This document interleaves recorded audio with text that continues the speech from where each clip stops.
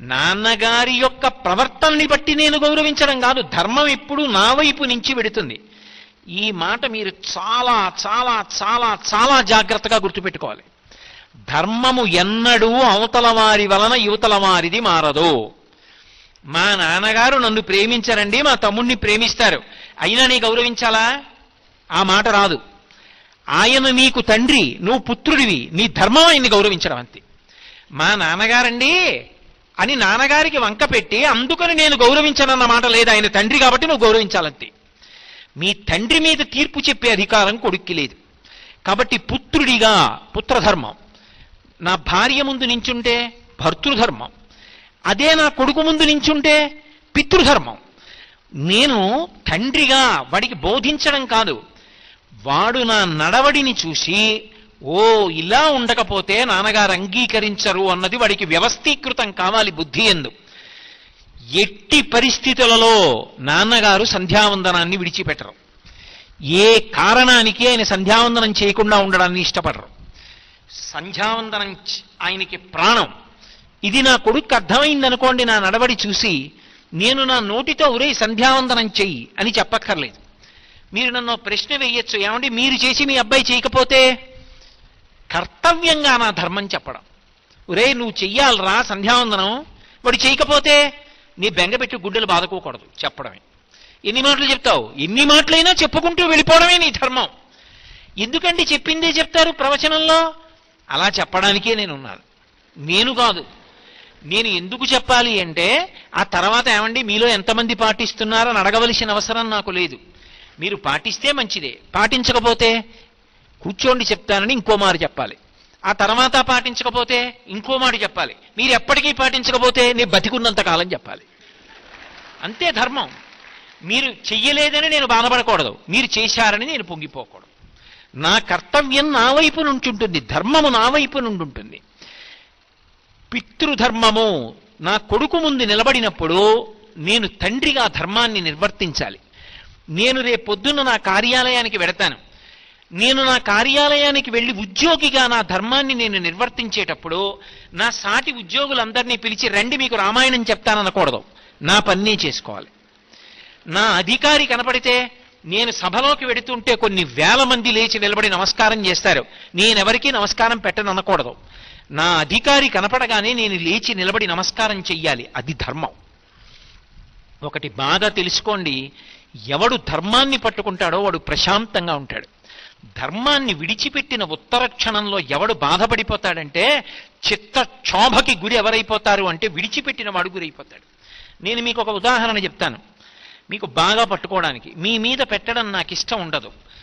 పరమేశ్వర స్వరూపమైన సభకి నమస్కారం అన్న తర్వాత ఏదైనా ఉంటే నా మీద పెట్టుకు మాట్లాడతాను. అందుకే నాకొక అధికారి ఉన్నాడు అనుకోండి, ఆయన్ని చూడగానే నేను లేచి నిలబడి అయ్యా నమస్కారం అండి అనడానికి నాకు నేను పొందిన గౌరవం అడ్డొచ్చింది అనుకోండి. నేను బెంగుళూరు వెడితే అంతమంది నాకు నమస్కారాలు చేశారు, నేను ఈయనకి నమస్కారం చేయడం ఏమిటి అని నేను చెయ్యలేదనుకోండి, ఆయన నమస్కారం చేయకపోతే వచ్చిన ఇబ్బంది ఉంది, ఆయన పని ఆయన చేసుకుంటున్నాడు కదా అని సరిపెట్టుకుని ఆయన కూర్చుంటాడు. కానీ ఇలా ఎంతమందికో నమస్కారం చేయకుండా అహంకారం పెంచుకుని నేనేమైపోతాను?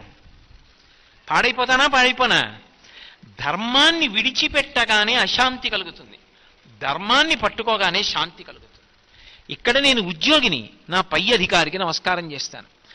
నేను సభలో ప్రవచనం చేయడానికి వెడుతున్నాను, నా శిష్యుల చేత నమస్కరింపబడతాను.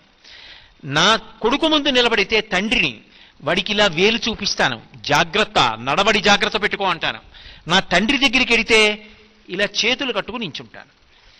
ఎక్కడికి వెళ్ళినప్పుడు ఎలా ఉండాలో అలా ఉండగలిగిన వాడు శాంతియుతమైన జీవనాన్ని పొందుతాడు. అలా ఉండలేనివాడు అశాంతి పొందుతాడు, 10 మందికి అశాంతి కల్పిస్తాడు.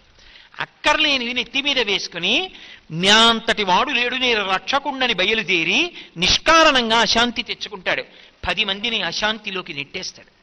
అందుకే ధర్మం అనేటటువంటిది ఎప్పుడూ మన వైపు నుంచి ప్రవహిస్తుంది.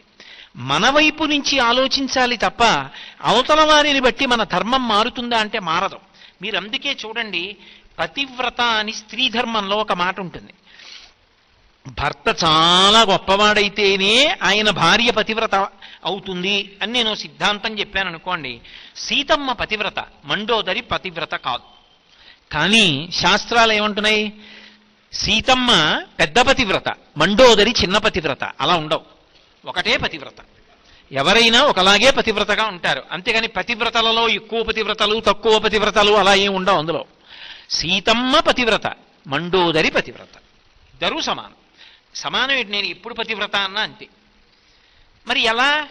మండోదరి భర్త రావణాసురుడిగా, సీతమ్మ భర్త రాముడుగా, మరి ఇద్దరూ ఎలా పతివ్రతలయ్యారు అంటే, ఆమె భర్త దుర్మార్గుడైనా కూడా ఆమె ఎలా ప్రవర్తించాలో అలాగే ప్రవర్తించి వెళ్ళిపోయింది, మహాపతివ్రత అయిపోయింది.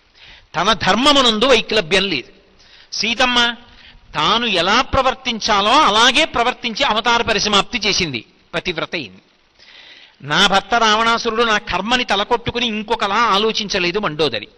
నా భర్త ఇంత గొప్పవాడు, మండోదరి భర్త అంత పనికిమాలినవాడు అని సీతమ్మ ఎన్నడూ ఆలోచించలేదు. ఆమె భర్త ఆమెకు దైవం, నా భర్త నాకు దైవం. అందుకే ధర్మము ఎవడు పాటించాలనుకున్నాడో వాడి వైపు నుంచి వెడుతుంది తప్ప, అవతలవాడు అలాంటివాడు కాబట్టి నేను ఇలా ఉంటానండి అన్న మాట ఉండదు. అప్పుడు మీరు ఒకటి జ్ఞాపకం పెట్టుకోండి, ఏమండి నన్ను బాధ పెడుతున్నారు కాబట్టి నేను కూడా కోప్పడతాను అన్న మాట వస్తుందా? ఉండదు. ఒకవేళ నిన్ను బాధ పెడితే చూడ్డానికి ఈశ్వరుడు ఉన్నాడు, నువ్వెందుకు ధర్మం తప్పుతావు? ఏ ధర్మాన్ని నువ్వు పాటించాలో ఆ ధర్మాన్నే నువ్వు పట్టుకుని ఉండు. అందుకే ధర్మో రక్షతి రక్షిత. ఎవడు ధర్మాన్ని పట్టుకున్నాడో వాడి ధర్మం రక్షిస్తుంది, వాడి జోలికి వెళ్ళలేరు. అందుకే ఆ ధర్మాన్ని పాటించడానికి దేశము ప్రధానమై ఉంటుంది. నువ్వు ఎక్కడున్నావన్న దాన్ని బట్టి ధర్మం ఉంటుంది. నువ్వు ఎక్కడున్నావో ఆలోచించకుండా ఎక్కడున్నావో అక్కడ అలా ఉండకుండా ప్రవర్తిస్తే అప్పుడు అది ధర్మము అనిపించుకోదు, చాలా అసహ్యంగా ఉంటుంది. ఒక సభ నడుస్తోంది అనుకోండి, ఒక సభ నడుస్తున్నప్పుడు మీరందరికన్నా ముందు వచ్చారనుకోండి, మీరు ముందు కూర్చోవడం ధర్మం. సభ ప్రారంభం అయ్యాక మీరు వచ్చారనుకోండి, మీరు వెనకాతలు కూర్చోవడం ధర్మం తప్ప మీరు అందరికన్నా ఆఖరణ వచ్చి అందరికన్నా ముందు నడిచి వచ్చి కూర్చోకూడదు, అది ధర్మ వ్యతిరేకం. అప్పుడు శ్రోతగా మీరు ధర్మం తప్పారు. మీరు శ్రోతగా ధర్మంలో ఎప్పుడు ఉంటారంటే, మీరు ఎప్పుడు వచ్చారో అప్పుడు తగిన స్థానంలో మీరు కూర్చుంటే ధర్మాన్ని పాటించారు. నేను 6:30 సభా ప్రారంభం చేస్తానంటే 6:30కి రావాలి, రాకపోతే క్షమాపణ చెప్పాలి. అది ఏ కారణం అవనివ్వండి.